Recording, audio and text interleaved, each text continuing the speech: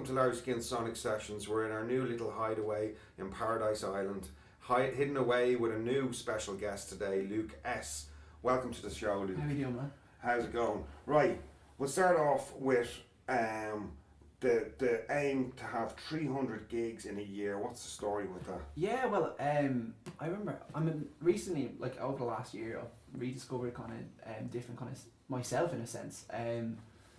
I was in a band and stuff like that, but then I started going solo and started playing my own stuff, and I started looking into like. What made you brave enough to go on your own? I don't know. It was like I had no other choice, to be honest. Like I would just band situations just didn't work out, unfortunately. So Right. I want to just kind of start doing it myself rather than having to depend on other musicians, like, you know what I mean? Right, so you're a singer-songwriter. Yeah, now. I'm a singer-songwriter now. So I got into the likes of Ed Sheeran and different kind of singers-songwriters like Damien Rice and stuff like that. And I remember even watching an interview of Ed Sheeran. He talked about how he did 312 gigs in 1 year. Before he made it? Before he made it. Yeah. And that's obviously... So that leads to the wristbands. There's a little story, so there's more than just an aim to play 300 gigs to reflect Ed Sheeran. It's an individual voyage. Yeah, I'm trying to go on a journey. I want to a musical journey. I want to tour the world, and to do that I have to put in a lot of work. So as a reminder that I have to put in a lot of work, I have an Ed Sheeran wristband that I got into. I managed to get into Whelan's a couple of weeks ago. When he was playing in Whelan's doing his storytellers thing, right? You know, so I've kept it on, and I have another wristband here. It's a Electric Picnic wristband. I want to play Electric Picnic, and so you're visualising. Yeah, I'm visualising. I believe in like the law of attraction in a sense, like, you know what I mean. You visualise something, you send it good vibes in the world, and things come back to you. You know? Right, and this nearly didn't happen because you gave up music when you were younger. Yeah, as a kid, I played as a kid, and I kind of just. I lost the love that I had as a kid for the music, like, do you know what I mean? I lost the sense of kind of love for the music, and I went down a bit of a wrong path, like, you know, and right. did a lot of stupid things, and I gave up music for about 8 years. Right. And then everything kind of came on top of me, and I was diagnosed with depression, and I went to counselling and stuff like that, and after like say 3 or 4 months of counselling, I began to get better, but then I felt like I have nothing else that I'm good at. I felt like there's nothing for me to do. Like, I don't know what I'm like good at. Felt lost. Like, yeah, in a sense, yeah, I felt really lost. And my counsellor said to me, "What did you do when you were younger?"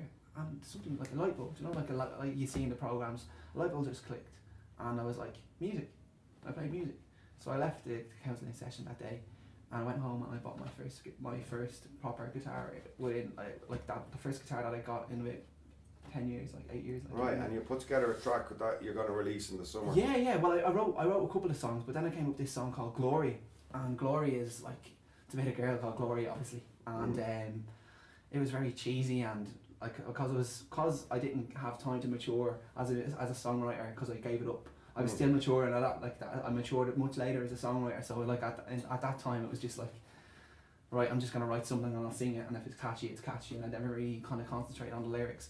But then after time went by, I started thinking, these lyrics are a bit cringy, like, so. Then I was like, oh, it's probably only me. But then I went into the studio to record it, and the lads were like, two of my friends, Cian Donoghue and Gavin Doyle, and they run Bloxy Studios together. Right. Cian's the manager and Gav's the producer. Yeah. So and Cian's the engineer as well, like, you know. So the two of them were in there, and they were like, oh, words are overlapping each other and all this kind of stuff. And I was thinking, lads, if you think it's not good, tell me, please, like, come on, because I don't think it's that good either, like, you know what I mean? Yeah. I so they inspired you. They inspired me to kind of change it. So I went into the next room. Like, it's on top of like a wood chipping factory, like, you know.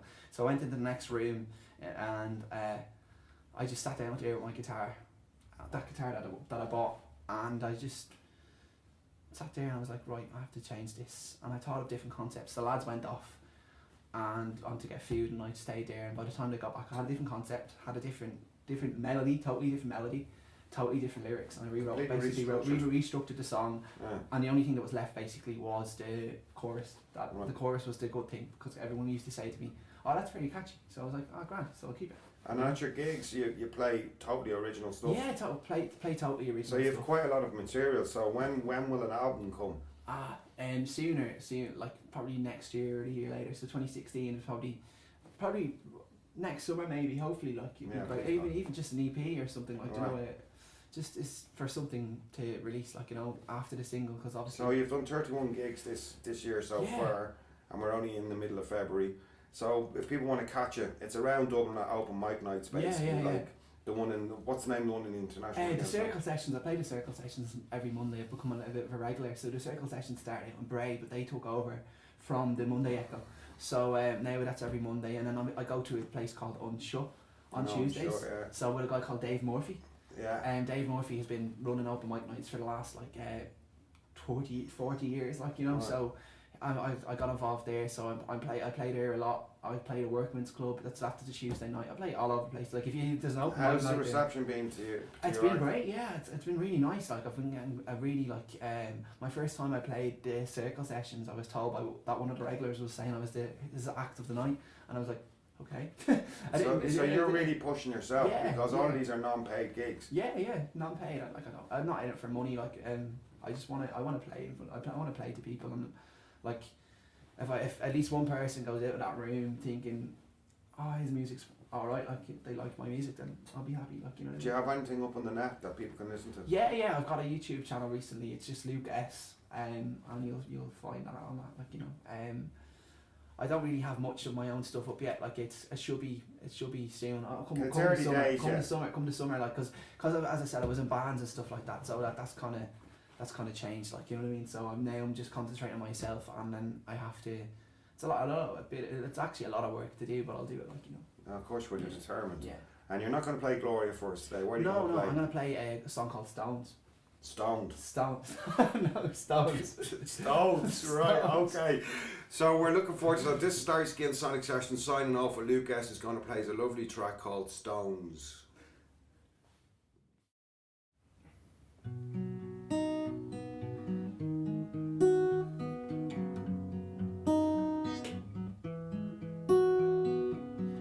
We're always told not to talk to strangers, but when all else fails, then what's the danger?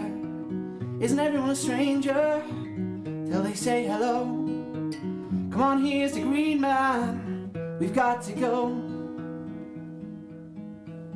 'Cause everything feels bigger when it's all piled up, and little stones become boulders when they're held for long enough. Skim your stones across the river and see how far they go, and always let your feelings flow. We're always told to look both ways, not to judge our problems by what they weigh. And it's okay not to be okay, even though your happiness may feel like a phase. 'Cause everything feels bigger when it's all piled up, and little stones become boulders when they're held for long enough. Skim your stones across the river and see how far they go, and always let your